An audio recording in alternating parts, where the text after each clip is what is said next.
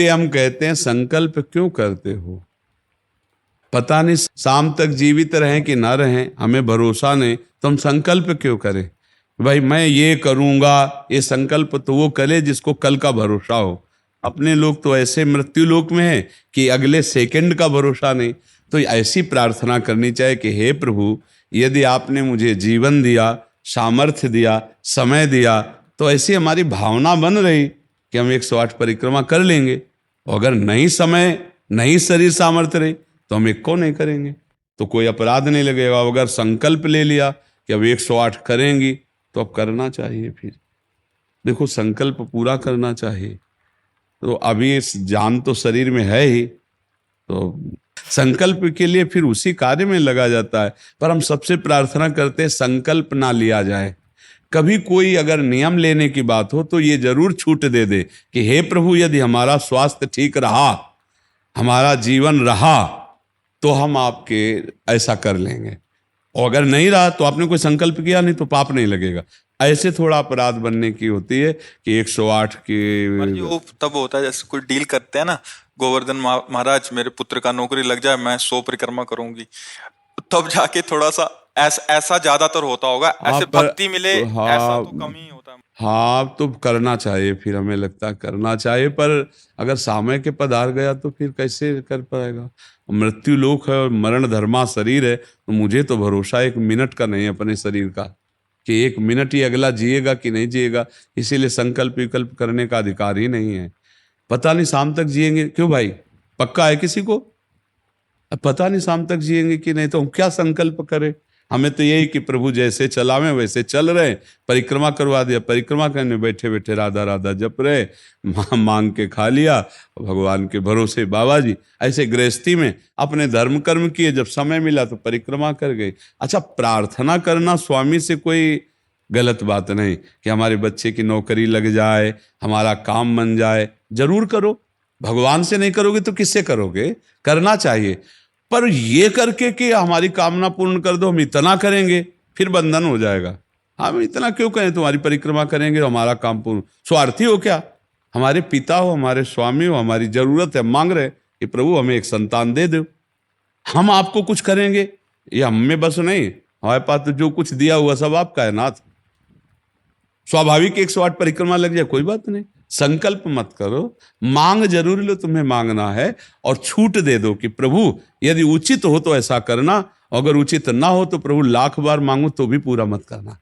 ये भक्तों की मांगे होती हैं, ये सत्संगियों की मांगे होती है कि नाथ मेरी आवश्यकता तो है, पर अगर आपको उचित लगे तो आप दे देना, और अगर उचित ना लगे तो मेरे मांगने पर भी आप ना देना। ये जब ये बात बनी रहती है कि जितना नाम जप होना चाहिए उतना नहीं होता, उतना, ये बात तो हमारे में भी है। इतनी पीड़ा तो हमको भी बनी रहती है कि जितना होना चाहिए उतना नहीं होता।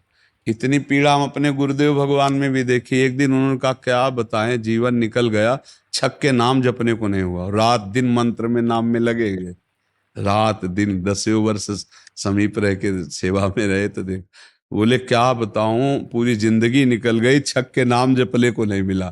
तो भगवत भजन करने वाले में भजन की इतनी भूख बढ़ जाती है कि रात दिन भजन करने पर भी उसको ऐसा अनुभव होता है कि जैसा होना चाहिए वैसा। यही अखंड भजन बनाता है, यही अखंड। पर इस अखंड भजन होते हुए भी रोना आएगा कि प्रभु मुझे भजन करने की रुचि दे दो। यही भजन, असली भजन का ही फल है। भजन करते हुए भजन की इतनी भूख होना कि भगवान से भजन ही मांगना कि प्रभु मुझे भजन करते। अभी वो भजन नहीं होता जैसा प्रेम से होना चाहिए। हर एक महात्मा को, हर एक भजनानंदी को अनुभव होगा, और ये अगर हुआ तो भजन अखंड होने लगेगा। क्योंकि हम जिसकी पीड़ा महसूस करते हैं उसको हम भूलना कैसे बर्दाश्त कर पाएंगे? तभी वो अखंड स्मृति कर पाता है। और जो संतुष्ट हो जाता है भजन में, वो भजनानंदी नहीं होता। जो भजन में असंतुष्ट और भोगों में संतुष्ट रहता है वही भजनानंदी कहा जाता है। अपनी बात कहते हैं, मुझे तो गुरुदेव ने संभाला, नहीं तो साधन भजन हो रहा था और वो अहंकार जनित था। जब गुरुदेव ने कृपा करी तो हमारे अहंकार को चकनाचूर हुआ। तब ये बात समझ में आई कि गुरु कृपा से मोक्ष मूलम गुरु कृपा। गुरुदेव भगवान साक्षात करुणामय प्रियालाल के स्वरूप हैं। वो जब कृपा करते हैं तो अहंकार नष्ट हो जाता है, और अहंकार नष्ट होते ही दैन्यता आ जाती है। और प्रियालाल को दैन्यता बहुत प्रिय है, और वो दैन्यता कृपा से ही आएगी। और गुरु के चरणों में आसक्त रहो। देखो, हम आपको गुरु महिमा की एक बात बता दें, जब हम कोरा कागज होकर गुरुदेव के चरणों में समर्पित होते हैं तभी हमारी हृदय में लिखा पढ़ी सही होती है। हम लोग क्या होते हैं, पूरा कागज रंगे हुए पहुंचते हैं और अपनी बुद्धि लड़ाते हैं गुरुजनों पर, इसीलिए हमारा काम बन नहीं पाता। यदि हम बच्चा बन के गुरु के चरणों में जाएं, जैसा बोले वो वैसा करने लगे, तो गुरु को भी पता नहीं चलेगा, ऐसे शिष्य की उन्नति हो जाएगी अध्यात्म की, क्योंकि उसने उनको भगवान माना है। देखो, एक हम प्रसंग कई बार सुना चुके हैं, एक उड़िया बाबा ने सुनाया था प्रसंग कि एक बंगाल के भगत के मन में आया कि मैं गुरु बनाऊं। तो एक प्रसिद्ध थे काली के उपासक उनके पास गए, और वो मदिरा पीते थे, वो जानते नहीं थे, वो मदिरा पिए हुए बैठे हुए थे। तो उन्होंने कहा, गुरुदेव मैं आपको गुरु रूप से वरण करता हूं, मुझे मंत्र दे दो। तो शराब के नशे में लड़खड़ाते हुए मंत्र बोले, तो अशुद्ध मंत्र और अशुद्ध अवस्था, पर वो सीधा सरल भक्त भगवान मान के गुरु की छवि लेके पूजा में रख के और मंत्रानुष्ठान, अशुद्ध मंत्र। 1 साल ही हुआ कि माँ भद्रकाली प्रकट हो गई, काली, और उनका बेटा तेरा गुरु ढोंगी है। तो उन्होंने कहा, माँ पहली बात तो आप गुरु को ऐसा ना बोले, गुरु हमारे परब्रह्म है, आप ऐसा ना बोले। बोले, बेटा तो बहुत सरल है, जानता नहीं, वो शराब पीता है, और जो मंत्र दिया ना वो अशुद्ध है। माँ ने कहा, तो उनका, माँ अब तो और विश्वास आपकी बात पे नहीं रहा। अगर गुरु ने अशुद्ध मंत्र दिया होता तो तुम 1 साल में आ गई, कैसे आ गई? बोले, बताने आई हूं कि मंत्र अशुद्ध है। तो उनका, माँ मैं अपने गुरु निष्ठा और गुरु मंत्र को नहीं छोड़ सकता, आप जाओ।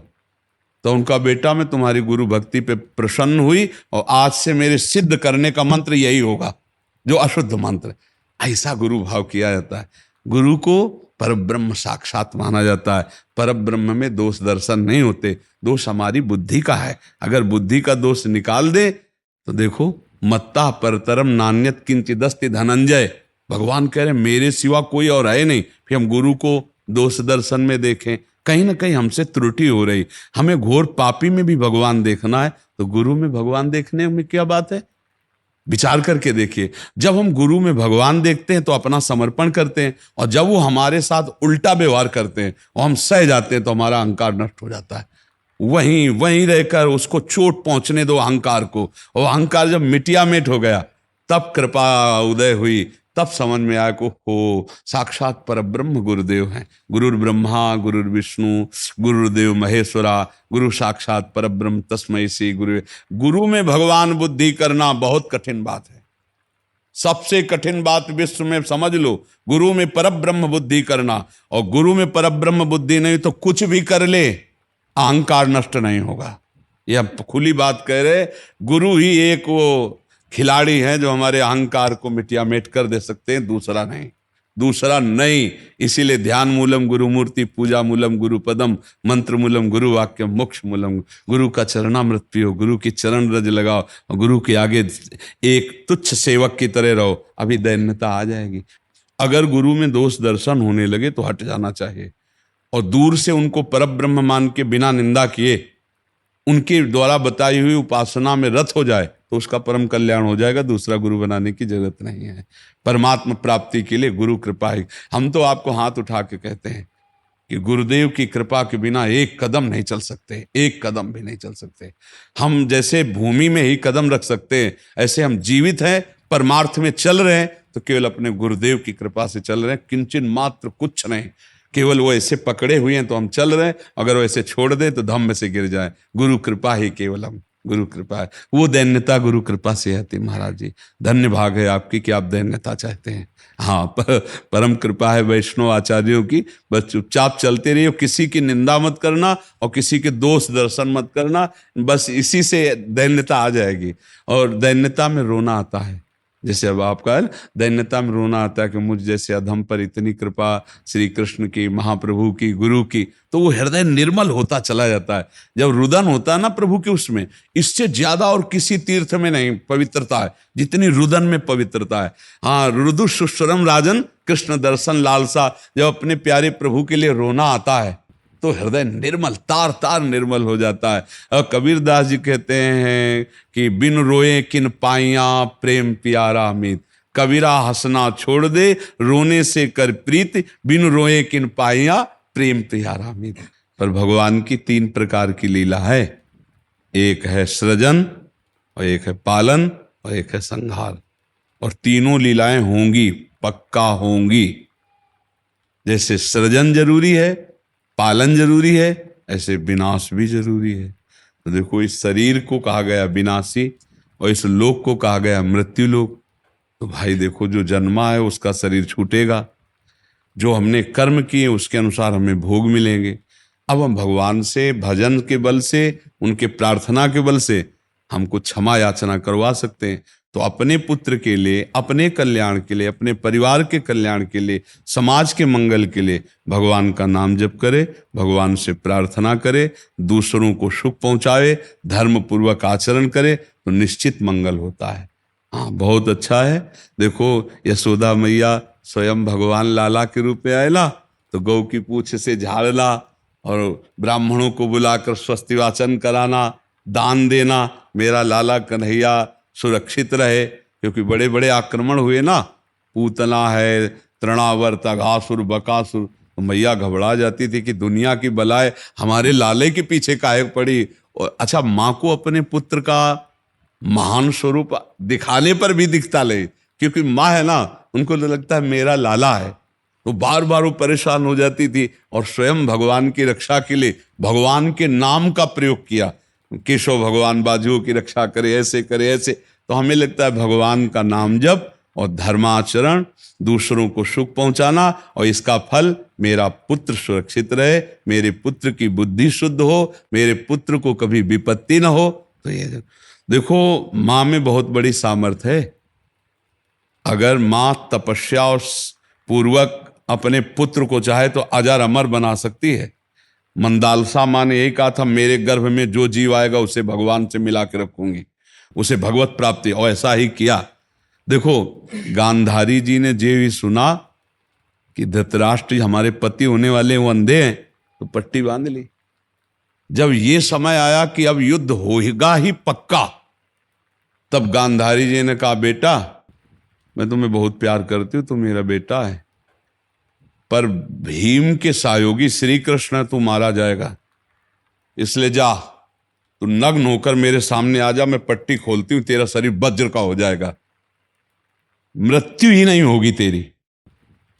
अब भगवान तो भगवान ही है। अब वो आ रहे थे नंग धड़ंग दुर्योधन, तो भगवान ने देखा उनका, अरे यार तुम इतने बड़े होकर बच्चों की तरह नंगे घूम रहे हो। तो उनका माँ ने कहा, बच्चे हो, कम से कम कमर तो ढक लो इतना। ओ ऐसे पत्ता लगा के ऐसे गांधारी ने जी ही आँख खोले ऐसे दे, उनका ये पत्ता क्यों लगा लिया? उनका, माँ तुम्हारे सामने नंगा कैसे आऊं? अरे उनका, धोखा कर दिया तूने, अब जितनी दृष्टि मेरी पड़ गई, तेरा शरीर वज्र का हो गया, गदा या किसी भी प्रहार से नष्ट नहीं होगा, लेकिन तू कमर से मारा जाएगा। यही से कमजोर हो गया। क्योंकि और भगवान अपने भक्त का प्रण पूरा करवाने के लिए जब द्रौपदी को दिगंबर करा रहा था ना, ये सभा में लाभ जंगा ठोक रहा था, तो भीम ने यही प्रण किया था, इसी जंगा को तोड़ूंगा। अगर भगवान भक्त की वचन रक्षा ना करते और वो पूरा वज्र का शरीर हो जाता तो तोड़ नहीं पाते, इसीलिए भगवान ने। तो माँ में कितनी सामर्थ्य है, आप देखो, अधर्म युक्त चल रहा है लेकिन मेरा बच्चा सुरक्षित रहे, आंख की पट्टी खोली, पतिव्रता, तो वज्र का शरीर कर दिया।